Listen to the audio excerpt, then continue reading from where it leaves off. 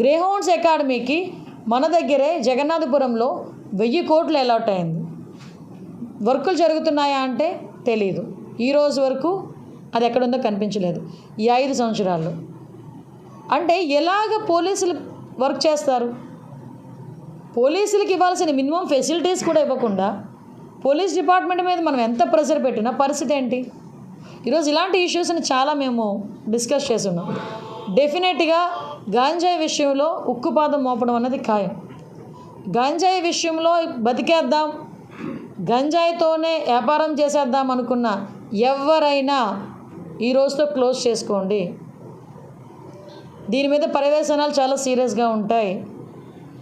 గంజాయితో దొరికితే ఏదో పాపం ఎంత దారుణం అంటే 18 నుంచి 25 సంవత్సరాల లోపు ఉన్న వాళ్ళు ఎక్కువ మంది ఈ గంజాయి ట్రాన్స్పోర్టేషన్లో. వాళ్ళు చెప్తూ ఉంటే బాధ అనిపిస్తుంది. ఒకరోజు నేను అక్కడ కూడా ఒకసారి సెంట్రల్ జైలు కూడా ఒకసారి వెళ్ళి చూస్తాను ఒకసారి వెళ్ళి. అక్కడ కడుపుతో ఉన్నవాళ్ళు, ప్రెగ్నెంట్ లేడీస్, చిన్న చిన్న పిల్లలు, వాళ్ళందరూ కూడా ఈరోజు 1200 మంది జైల్లో ఉన్నారంటే ఏంటి దాని పరిస్థితి ఏంటి? అంటే ఇన్ని సంవత్సరాలు, ఈ 5 సంవత్సరాలు విశాఖపట్నాన్ని రాజధాని చేసేస్తానని మాట్లాడి ఏందయ్యా రాజధాని చేసావు అంటే గంజాయికి రాజధాని చేశారు, డ్రగ్స్కి రాజధాని చేశారు. రోడ్డు మీదకి వెళ్తూ ఉంటే భయం వేస్తూ ఉంది. ఇటువంటి సిచ్యువేషన్ నుంచి కంపల్సరీగా ఒక మార్పు అయితే తీసుకురావాలి. ఆ మార్పు తీసుకురావడానికి వైజాగ్ ప్రజల్ని కూడా నేను సపోర్ట్ కోరుకుంటున్నా. డెఫినెట్గా పోలీస్ వాళ్ళకి సపోర్ట్ చేయండి. ఇంకొకటి కూడా చెప్తున్నా, గంజాయి విషయంలో నేను పోలీసులకి ఇన్ఫర్మేషన్ ఇది కూడా చెప్పాను.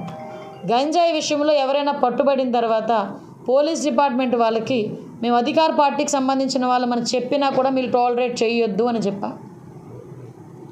ఎవరైనా ఒకటే తప్పు చేసినవాడు.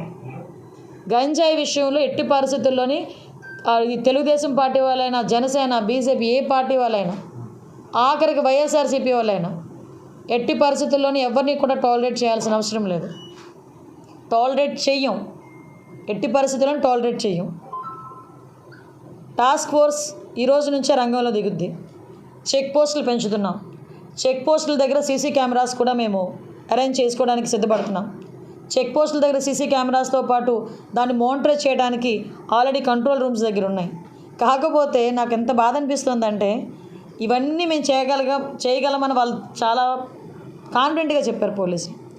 కానీ ఈరోజు సిటీలోనే చూస్తే 1700 సీసీ క్యామ్స్ ఉంటే 700 పనిచేస్తున్నాయండి. ఏంటి అంటే మెయింటెనెన్స్కి డబ్బులు లేవు. ఈ 5 సంవత్సరాలు పోలీస్ స్టేషన్ మెయింటెనెన్స్కి డబ్బులు లేవు. వాళ్ళు ఇచ్చే 8000 రూపాయలు కూడా 5 సంవత్సరాలు ఇవ్వలేదు. ఏమైపోయిందండి ఈ డబ్బు అంతా? ప్రతి నెల 8000 రూపాయలు వాళ్ళకి వచ్చే మెయింటెనెన్స్ అంటే స్టేషనరీకనో దేనికనో ఖర్చులకనో దేనికనో వెళ్తే దానికి కూడా 8000 రూపాయలు కూడా ఈరోజు వరకు లేవు. ఏఆర్ ఎవరైనా వాళ్ళని విఆర్లో పెడితే పని చేయించుకుంటారు కానీ జీతాలు ఇవ్వరు పోలీసులకి. ఈ 5 సంవత్సరాలు దుస్థితి అది పోలీసుల దుస్థితి. నాకు ఆశ్చర్యకరమైంది ఏంటంటే ఇది పొలిటికల్. ఆశ్చర్యకరమైంది ఏంటంటే ఇన్ని ఫెసిలిటీస్ లేకపోయినా మాలాంటి వాళ్ళ దగ్గరికి వచ్చి ఎందుకు అరెస్టులు చేసేవారో మాకైతే అర్థం కాలేదు. పోలీసులు ఎందుకు అంత ప్రాణం పెట్టి పనిచేశారు? ఏమీ కల్పించకపోయినా పోలీసులను పెట్టి అంత ప్రాణం పెట్టి పనిచేశారే. మరి అన్ని ఫెసిలిటీస్ కల్పిస్తే మరి ఇంకెలా పనిచేస్తారో చూడాలి. ఏమో చూడాలి. అంటే మా మీద అంటారా వాళ్ళ మీద అంటారా? నేను ఇంకోటి కూడా సమయానికి అనుకూలంగా ఏదో సేఫ్ గేమ్ మాత్రం ఆడొద్దు. పోలీసులు కూడా ఇన్స్ట్రక్షన్ ఇచ్చి no safe games, only straight game. ఎట్టి పరిస్థితుల్లోని 3 నెలల్లో మార్పు తీసుకొస్తాం. 3 నెలలు టైం ఇచ్చా. 3 నెలల్లో ఎట్టి పరిస్థితుల్లోని వైజాగ్లో గంజాయి అన్నది ట్రాన్స్పోర్టేషన్ కానీ గంజాయి విచ్చలవిడితనం కానీ మేము తగ్గిస్తాం. నాకు చాలా కాన్ఫిడెన్స్ ఉంది. డెఫినెట్గా ఆ రకంగానే పనిచేస్తాం. నేను ఛార్జ్ తీసుకొని వచ్చిన తర్వాత కూడా డీ అడిక్షన్ సెంటర్స్ మరీ దారుణం అండి. 3 ఉన్నాయట, 30 మంది ఉన్నారట. ఇక్కడ 1200 మంది ట్రాన్స్పోర్ట్ చేసిన వాళ్ళు పట్టుకున్నారు. 30 మంది డీ అడిక్షన్ సెంటర్లో అంటే 6 days 7 days సరిపోతాయి అన్న ఫీలింగ్ ఏదో ఆర్గనైజేషన్స్ ద్వారా చేస్తున్నారు. కేజీహెచ్లో ఎందుకు మనం ఒక బ్లాక్ తీసుకోలేకపోతున్నాం? So at the same time schools దగ్గర అవేర్నెస్ ప్రోగ్రామ్స్ కండక్ట్ చేయాలి. ట్రైబల్లోని మనకి ట్రైబల్ ఏరియాలో అవేర్నెస్ ప్రోగ్రామ్స్ కండక్ట్ చేయాలి. పోలీసుల పరిస్థితి ఎలా అయిపోయిందంటే మాకు టీఏడిఎల్ లేవండి, ఆఖరికి ఏజెన్సీ అలవెన్స్లు కూడా లేవు 5 సంవత్సరాలు. సో అన్నిటినీ కూడా స్ట్రీమ్లైన్ చేస్తాం. అట్ ద సేమ్ టైం ఇంకోటి కూడా చెప్పాను, ఏదైతే మహిళా రక్షణ విషయంలో ట్రాఫిక్ పోలీసులు కూడా చాలా అప్రమత్తంగా ట్రాఫిక్ని ఎంతైతే మీరు కంట్రోల్ చేస్తారో స్కూల్ ఏరియాస్లో స్కూల్ జోన్స్లో ఈవ్ టీజింగ్ మీద కూడా అంతే దృష్టి పెట్టండి. ఈవ్ టీజింగ్ చేసే వాళ్ళని కూడా మీరు ఎట్టి పరిస్థితుల్లో వదిలిపెట్టే ప్రసక్తి లేదు. అవన్నీ కూడా మేము చాలా క్లియర్గా చర్చించుకున్నాం. నాకైతే పూర్తి నమ్మకం ఉంది, ఎలాగైనా ఎట్టి పరిస్థితుల్లోనైనా ఈ గంజాయిని స్టెప్ బై స్టెప్ మేము ఎట్టి పరిస్థితులు అరికడతాం. క్రైమ్ రేట్ కూడా ఎట్టి పరిస్థితి తగ్గుతుందని నమ్మకం అయితే నాకుంది. దానికి అనుగుణంగానే అఫీషియల్స్తో కానీ అదేవిధంగా చంద్రబాబు నాయుడు గారితో కానీ డిస్కస్ చేసి వాళ్ళకి కావాల్సిన ఫెసిలిటీస్ కూడా కల్పించడానికి నేను చర్యలు తీసుకుంటాను. మేడం 5 ఏళ్లలో పోలీస్ వ్యవస్థలో సిస్టమే లేదు, పడుకోబెట్టేసింది వైసీపీ అన్నారు. జస్ట్ 3 months బిగ్ చేంజ్ అంటున్నారు. ఎలాంటి ఛాలెంజ్లు తీసుకుంటున్నారు? ఎస్, నేను ఛాలెంజ్గానే తీసుకుంటున్నా. డెఫినెట్గా నేను ఛాలెంజ్గానే తీసుకుంటున్నా. ఎందుకనంటే ఈరోజు వరకు ఆర్లో పోలీస్ స్టేషన్లో ఒకసారి మీరు చూస్తే షెడ్లు వేసుకొని ఉన్నారండి. పోలీస్ స్టేషన్లో మినిమం ఫెసిలిటీస్ లేవు, మినిమం ఇమ్యూనిటీస్ కూడా కల్పించకుండా పోలీసులు ఉద్యోగాలు చేయమంటే ఎలా అవుతుంది? అలాగే నేను ఆల్ ఆఫ్ సడన్ వీళ్ళకి నేను ఏదో చేస్తాను కదా, చేయొచ్చు. సిఎస్ఆర్ ఫండింగ్స్ ఉన్నాయి. కలెక్టర్ గారికి ఒకసారి కలెక్టర్ గారు నిజంగా 5 సంవత్సరాల్లో కలెక్టర్ గారు కూడా దృష్టి పెట్టుంటే వాళ్ళకి ఎంతో కొంత మంచి జరిగేదేమో. ఈరోజు వరకు ఒక అకాడమీకి కానీ వీటికి వచ్చిన డబ్బులు ఏమైపోయినాయి? అవన్నీ పక్కన పెట్టండి. ఎకడమికల్ ఇష్యూస్ అన్నీ పక్కన పెట్టండి. టెక్నికల్గా మనం చూసుకున్నా, వాళ్ళ వర్క్ సైడ్ మనం చూసుకున్నా డెఫినెట్గా ఉన్న పోలీస్ డిపార్ట్మెంట్ వాళ్ళకి ఇంకొకటి విషయం చెప్తున్నా. ఈరోజు ఎవరైతే రిజర్వ్ పోలీసులు కొంతమంది ఉన్నారు, ఏపీఎస్బీ వాళ్ళందరూ కూడా ఏదో ఆ టైంకి వస్తారు, ఆ టైంకి వర్క్ చేస్తుంటారు, మళ్ళీ బ్యాక్కి వెళ్తుంటారు. అలాంటి వాళ్ళని కూడా మేము ఇంటిగ్రేట్ చేసి వాళ్ళతో కూడా కోఆర్డినేట్ చేసుకొని ఫర్దర్గా ఎటువంటి చెక్ పోస్టుల దగ్గర కానీ ఎక్కడైనా డ్యూటీస్ వేసేటప్పుడు వాళ్ళని కూడా యూజ్ చేసుకునేటట్టుగా ఎటువంటి టెక్నికల్ ఇష్యూస్ వాళ్ళకి లేకుండా ఒకసారి మొత్తం అఫీషియల్స్ అందరితోనే మాట్లాడి దాన్ని కూడా ఇంటిగ్రేట్ చేస్తాం. గంజాయి సరఫరా కానీ లేకపోతే అక్కడ ఉత్పత్తి చేయడం కానీ పోలీసులు ప్రజాప్రతినిధుల పాత్ర ఉంటాయి, అది అందరికీ తెలిసిన విషయం. ఫస్ట్ దాని మీద ఫోకస్ పెట్టాలి. అందుకే చెప్పాను కదండి, ఫస్ట్ థింగ్ సోర్స్ని కట్ చేయాలి.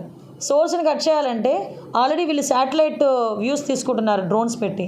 ఎక్కడైతే ఉందో ఆ డ్రోన్లో ఏదైతే మన పెస్టిసైడ్ ఏదైతే ఉందో, ఆ పువ్వు చచ్చిపోయే పెస్టిసైడ్ ఏదైతే ఉందో దాన్ని కూడా పిచికారీ చేసే పరిస్థితి, అది కూడా దాంట్లోని మనం ఎంతో కొంత దాన్ని అక్కడ స్టాప్ చేయడం. మనకి ఇక్కడ లేకపోయినా ఒరిస్సా నుంచి వాటి నుంచి వస్తుంది.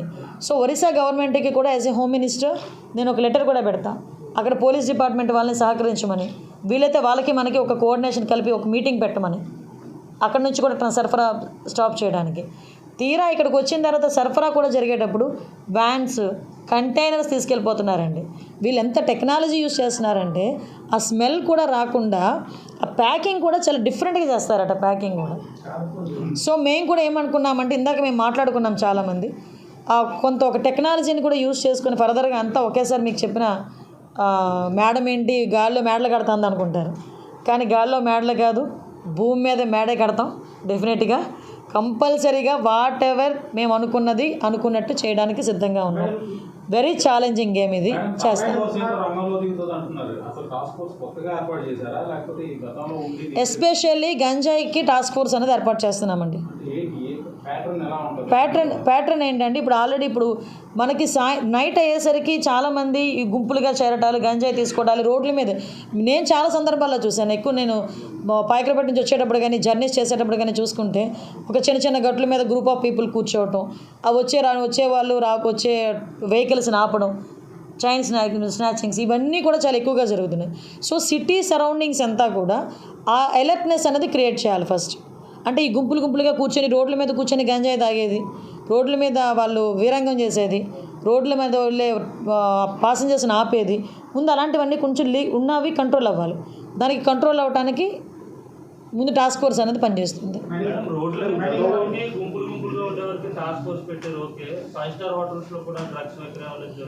అమ్మ ఇంకోటి కూడా చెప్తున్నా, ఇప్పుడు ప్రతి ఒక్క చోట పోలీసులు వెళ్ళి కూర్చొని చూడలేరు. ఎస్, నేను అది సిటిజన్ పార్టిసిపేషన్కి కూడా నేను ఇంకొకటి కూడా మేము మాట్లాడుకున్నాం. ఎవరైతే గంజాయి విషయంలో ఇన్ఫర్మేషన్ ఇస్తారో వాళ్ళకి ప్రైజ్ మనీస్ కూడా మేము ప్రకటించడానికి కూడా సిద్ధపడ్డాం.